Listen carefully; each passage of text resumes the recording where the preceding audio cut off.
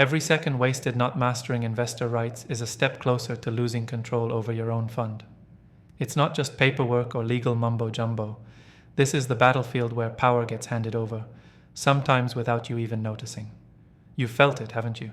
That gut punch when decisions get made behind your back, when whispers of investor demands start dictating your moves, and suddenly your vision isn't yours anymore. It's infuriating, exhausting, like watching your own creation slip through your fingers while the so-called partners sit back, protected by rights they brandish like weapons. But here's the brutal truth. Ignoring how investor rights affect fund governance is the fastest way to surrender. It's that simple. Every clause, every tiny dotted line in those agreements can either chain you to outdated power structures or catapult you to freedom. So wake up and listen closely, because this isn't about playing safe. It's about seizing your rightful place as a founder, an investor, a leader who refuses to bow to invisible strings. You need to become ruthless with how you handle investor rights. Demand transparency like your future depends on it, because it does. Force every term out into the open, dissect it, understand what control it gives investors, and more importantly, what control it limits you from possessing. Don't let standard clauses lull you into submission. Challenge every default. Push back hard on veto powers, liquidation preferences, information rights that can become tools for sabotage rather than partnership. If they want control, make them earn it every single day through performance milestones, not just status quo protection. Know this: fund governance is not a playground. It's a living system constantly reshaped by those who hold rights.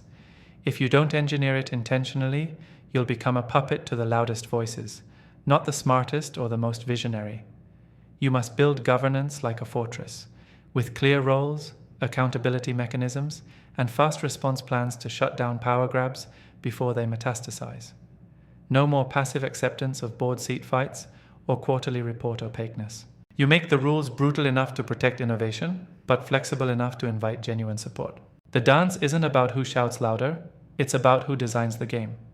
Here's your secret weapon: structure rights as incentives, not just protections. Link investor powers to transparency, collaboration, and shared growth metrics so they can't wield rights like a cudgel, but must use them to lift the fund higher.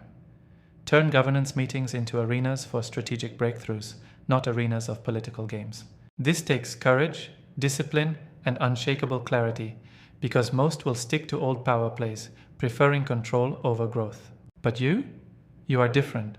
You know governance isn't just legal scaffolding, it's the DNA of unstoppable ecosystems. You're standing on the edge of a new reality that only those who understand how investor rights shape governance can truly transcend limits and transform capital into leverage for unmatched innovation and impact. This is a battle you can't outsource or delegate. It's your fight, your domain. So grab the terms, dissect every word, reforge your agreements into instruments of liberation. Protect yourself and your vision with ruthless precision, then invite your partner network to co-create a governance model that fuels progress, not strangulation. Remember, this isn't paperwork. This is survival. This is your chance to reclaim the power that others would quietly steal. Fire up that obsession for control over your destiny. Because when investor rights are wielded right, they don't just protect capital, they unleash it, empower founders, and rewrite every rule you thought was fixed. The future belongs to those who don't accept the illusion of freedom, but build freedom themselves, brick by brick, in every contract, every vote, every single moment. Now go own it.